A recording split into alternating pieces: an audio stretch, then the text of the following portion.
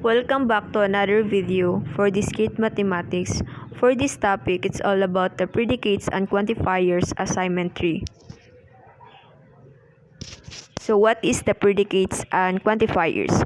A predicates is a sentence that contains an infinite number of variables and becomes a statement with a specific values or substitution for the variables, and the quantifiers are words that refers to quantifiers such as sum, all, and tell for how many elements and given predicates is true.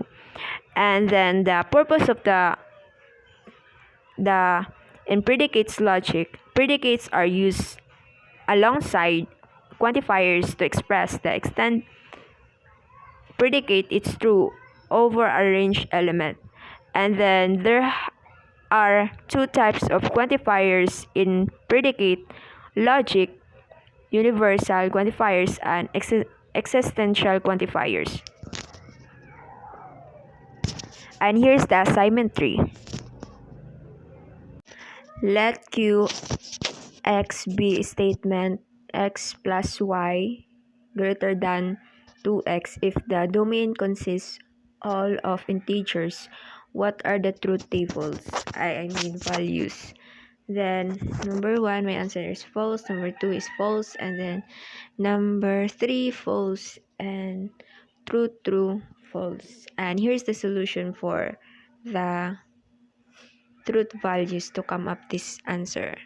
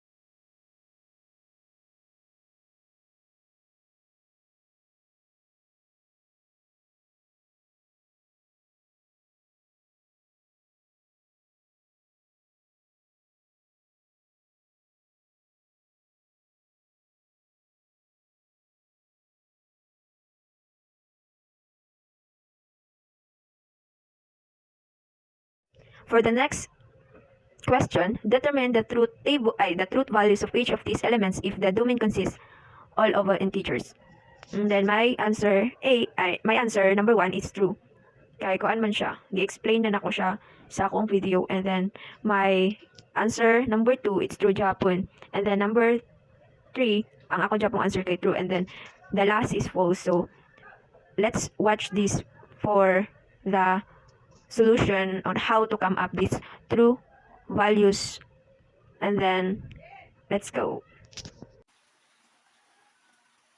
So let's start. A.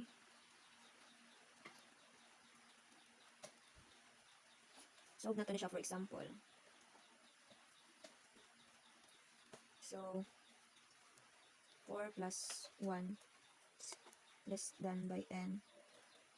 I mean 4 na siya din. So ang result ana niya kay 2. Why 2? If we take any integers in n diri n and add 1, it always be greater than n. So if ever na ang n nimo diri is any number, pwede ra ka makabutang og matay 4 plus 1 is greater than 4. Pwede po siya 5 plus 2 is greater than 8. So any number man, so true siya. So b equals 3n. So ang solution ani niya kay for example 2 0 equals 3 0. So ang kalabasan na niya kay equal man siya.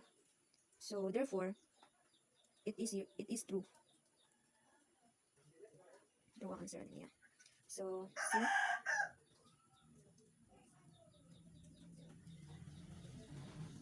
kini kung makaingon ta na negative n then equals n, ang whole predicate function will be true. Kay 0 man ni siya. So na to ha. N can be 0. So 0 plus negative 0 equals 0. So true siya. 2. Then next ay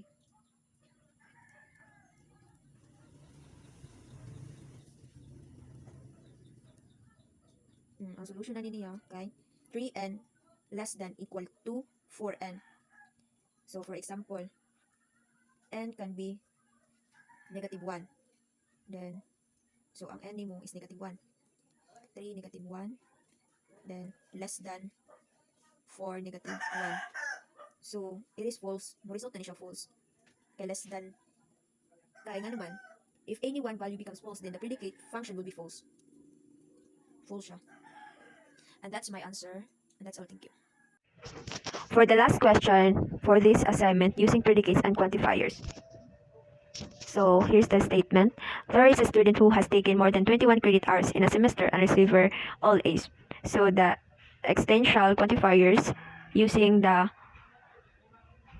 extensional quantifiers, let GXB has taken more than 21 credit hours in a semester and HXB received all A's. So the result for that statement, extensional X and G X and kay namantay and because of the semester and B receive all A's. So nagamit na to ang conjunction, and then ang H niya and then X for B receive all A's. So for the short na imo na siyang basahon kay there is a student who has taken more than 21 credit hours in a semester and receive all A's. So mao na siya ang gamay na statement kung imong basahon ang variables.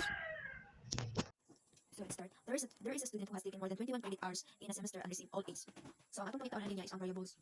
So magsulat sa ta kung unsaon pagkuha sa iyang variables. So for some GX has taken more than 21 credit hours in a semester and HXB receive all A's. So kung himo na to siya variables, ang makamak ani niya is kini.